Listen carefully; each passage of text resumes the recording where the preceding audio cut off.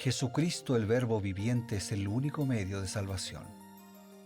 Él es el centro del pensamiento de nuestra vida, la fuente y la autoridad de la doctrina. El principal propósito de la vida de Cristo fue la obediencia a los mandamientos, exaltando la ley de Dios como un reflejo de su carácter. El principal mensaje a ser predicado en el mundo, basado en Apocalipsis 14, está representado por 3 ángeles llevando el Evangelio eterno al mundo entero. Este mensaje se basa en los encantos inigualables de Cristo y declara que la hora del juicio ha llegado y llama a obedecer los mandamientos de Dios. Mediante su palabra, Dios ha comunicado a los hombres el conocimiento necesario para la salvación. Las Santas Escrituras deben ser aceptadas como dotadas de autoridad absoluta y como revelación infalible de su voluntad. Y aunque el canon de las Escrituras inspiradas está cerrado, el Espíritu Santo continúa iluminando, amonestando y confortando al pueblo de Dios a través del testimonio de Jesús, el Espíritu de profecía. El camino a la vida se traza a través de un camino angosto que debe ser recorrido con confianza a las promesas que Dios dejó a hombres y mujeres fieles que dedicaron sus vidas hasta la muerte por el Evangelio eterno. Los fundadores de la Iglesia soñaron con el día en que la revelación sería una realidad en sus vidas. Miraron con los ojos de la fe a aquel día glorioso cuando finalmente la promesa sería cumplida en la venida magistral de Jesucristo a esta tierra para recompensar a cada uno según sea su obra.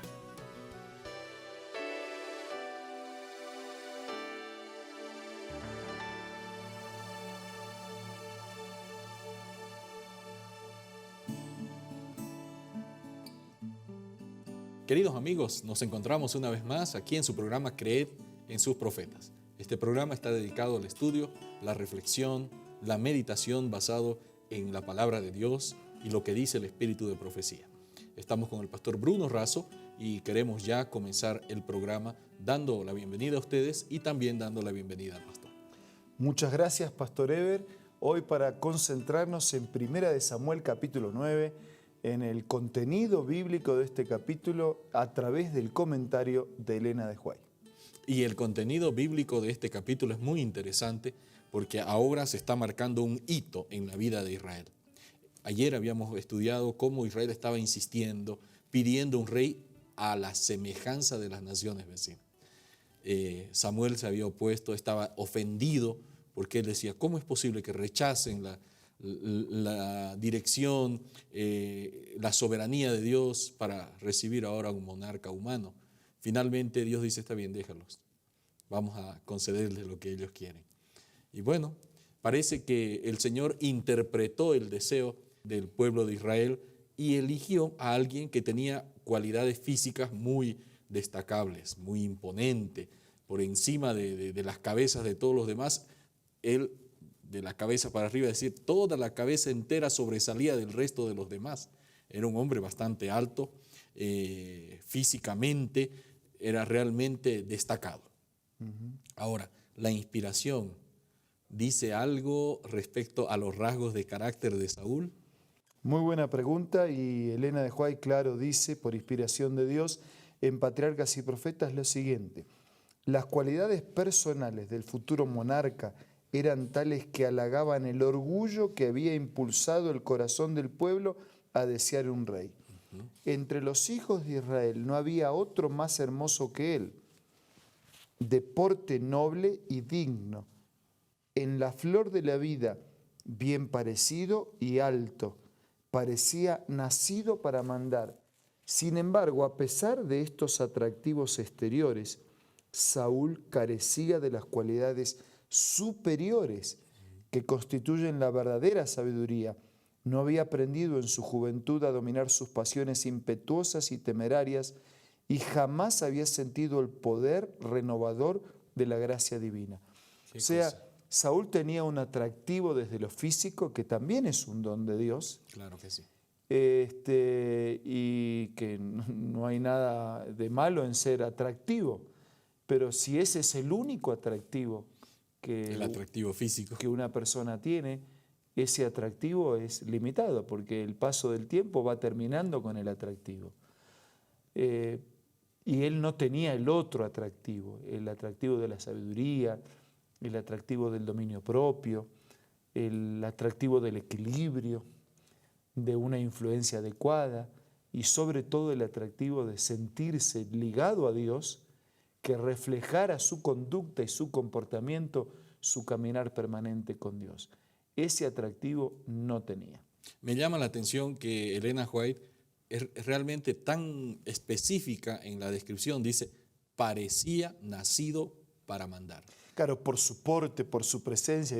Hay personas así que impresionan, ¿no? La parada que tienen, la firmeza en su caminar, su atractivo físico, que tiene su lugar, pero que no es lo único. Lo que realmente perdura con el tiempo es el atractivo de un liderazgo espiritual, de un compartir la vida con Jesús y de un carácter que lo refleje. Esas cualidades superiores que nos menciona Elena White, ¿será que podríamos desglosarlas en base a la experiencia que ya hemos tenido escuchando los consejos de la inspiración? ¿Qué cualidades de carácter superiores necesitaba Saúl? Bueno, en primer lugar, la comunión con Dios, Claro, un corazón dócil para consultarlo y para seguir, porque una cosa es que tengas disposición de consultar y otra cosa es que después tengas disposición de hacer caso a lo que consultaste. Claro. Entonces, una cualidad superior es eso. Bueno, yo tengo disposición a consultar. Señor, aquí estoy, ¿qué quieres que haga? Y después que el Señor me dice qué quiere que haga, hacer lo que Él me dijo. Claro. Y parece que Saúl no estaba tan dispuesto a servir, no sino estaba. que quería ser servido. Qué cosa. Bueno, la Biblia narra un dato interesante sobre el primer encuentro de Saúl con Samuel. El profeta invita a Saúl a una reunión con los príncipes del pueblo y luego lo conduce al terrado de su casa, lo lleva. ¿Cómo amplía Elena White este episodio? Dice, Samuel condujo al forastero al sitio de la asamblea, donde los hombres principales de la ciudad se encontraban reunidos. Entre ellos, por orden del profeta, se le dio a Saúl el sitio de honor, y en el festín se le dio la mejor porción. Y terminados los servicios, Samuel llevó a su huésped a su casa. Allí conversó con él en la terraza y le presentó los grandes principios sobre los cuales se había fundado el gobierno de Israel, y procuró así darle cierta preparación para su elevado cargo. Interesante. A pesar de que él no tenía todo el perfil, de todas maneras, Dios hace su parte para instruirlo, para enseñarle, para prepararlo, pero claro, no alcanza con la disposición de Dios. Claro. Es necesario que nosotros tengamos no alcanza con la disposición que Dios tiene de enseñarme, es necesario que yo tenga la disposición de aprender. Claro. No alcanza con la disposición que Dios tiene de curarme del pecado, es necesario que yo reconozca mi enfermedad. Dice que Samuel procuró enseñarle los grandes principios sobre los cuales estaba fundamentado el gobierno de Israel. ¿Estos principios podríamos resumirlos en los 10 mandamientos? Sí, los 10 mandamientos, la ley de Dios, la palabra del Señor, la justicia. O sea, las mismas características de la ley de Dios son las mismas características del carácter de Dios. O sea, cuando el enemigo cuestiona a Dios, lo que él está cuestionando es que su carácter no es de amor, que su ley no es justa y que sus principios no pueden aplicarse a la vida. Entonces, el reinado de quien representa a Dios tiene que representar el carácter de Dios y la ley de Dios, porque la ley de Dios es la que representa al Señor. Entonces, la santidad, la justicia, la integridad, la corrección. Dice que Samuel, a través de esto que él enseñó, y me imagino que estuvo varias horas con él allí conversando, dándole los principios, recordándole, dice que el Señor a través de eso quería darle una preparación para ese cargo tan elevado. Quiere decir que el Señor no solamente da el cargo, sino también le da las oportunidades de poder prepararse para esa responsabilidad que el Señor le está otorgando a uno u otro individuo. En realidad Dios siempre actúa al revés de lo que actúan los seres humanos. El ser humano piensa así: yo quiero el cargo, y una vez que tengo el cargo, entonces voy a ver cómo llevo adelante el cargo. Claro. Y Dios actúa distinto. Dios piensa en el cargo que la persona puede tener, pero lo prepara para tener esa función. Claro. O sea, Dios primero prepara a la persona y el cargo es la consecuencia natural de una persona preparada para asumir esa responsabilidad.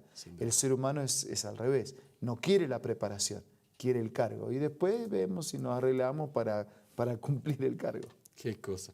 Realmente Dios estaba mostrando allí una misericordia muy grande. No le dice al hombre, mira, te doy el cargo y arréglate como puedas. Te he dado inteligencia suficiente, así que búscate tus recursos, ¿no? Dios colocó al hombre indicado para ser su mentor y le da esa oportunidad de crecer y desarrollar su potencial. Dios siempre actúa con misericordia y lo más maravilloso de Dios es eso, es que yo puedo quedarme engañado o suponer, ¿no? Confiar en tu liderazgo y finalmente un día me sorprendo porque descubro que no era lo que yo había pensado. Claro. Pero en un momento te confío. Pero Dios me confía sabiendo quién yo soy, o sea, no debería confiarme. Claro.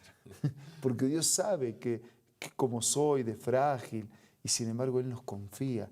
Sabiendo lo que somos, nos confía, lo cual habla mucho más de su amor, de su misericordia. Pero no solo me confía, sino que al mismo tiempo Él se dispone a ayudarme para que yo realice esa tarea a la que me confía. O sea, es realmente inexplicable que yo no acepte su dirección en mi vida para que yo sea lo que Dios espera que sea. Así que Dios quiere darnos las oportunidades para ejercer influencia, pero también nos da las oportunidades para aprender a cómo ejercer esa influencia. Totalmente, siempre Dios va preparando. Pasó con Moisés, pasó con Josué, siempre. Qué bueno. Amigos, vamos a recibir un consejo importante y enseguida volvemos. Hola, hoy vamos a leer una cita acerca de la verdadera educación. La verdadera educación significa más que la prosecución de un determinado curso de estudio. Significa más que una preparación para la vida actual. Abarca todo el ser y todo el periodo de la existencia accesible al hombre. Es el desarrollo armonioso de las facultades físicas, mentales y espirituales. Prepara al estudiante para el gozo de servir en este mundo y para un gozo superior proporcionado por un servicio más amplio en el mundo venidero. Esta cita puedes encontrarla en el libro La Educación, escrito por Elena G. de White. Te invito a que puedas ser parte de tu biblioteca personal. Adquiérelo visitando ahora mismo la página www.aces.com.ar o también visita una iglesia adventista del séptimo día más próximo del lugar donde tú te encuentres. También puedes descargar la aplicación Elena G. de White del App Store o del Play Store.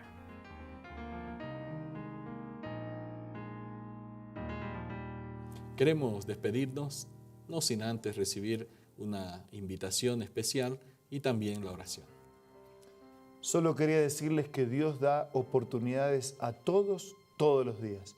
Solo quería pedirte y pedirme que aprovechemos las oportunidades que Dios nos da ahora. Y ahora vamos a hablar con Dios en la oración. Señor, gracias por tu misericordia, por tu paciencia, porque no desistes de amar, de restaurar, de sanar, de salvar. Gracias porque quieres contar con nosotros para realizar tu obra en esta tierra. Nos colocamos en tus manos, así como somos, frágiles, indignos, y te pedimos por favor que nos enseñes, que nos instruyas y que nos permitas cumplir con tu proyecto de vida para nosotros y para todos los demás. Oramos agradecidos en el nombre de Jesús. Amén. Queridos amigos, estamos muy felices de haber compartido estos minutos con ustedes. Esto ha sido Creed en sus profetas. Nuestro compromiso, encontrarnos el día de mañana, Dios mediante, con su bendición, para poder compartir una nueva meditación. Hasta entonces.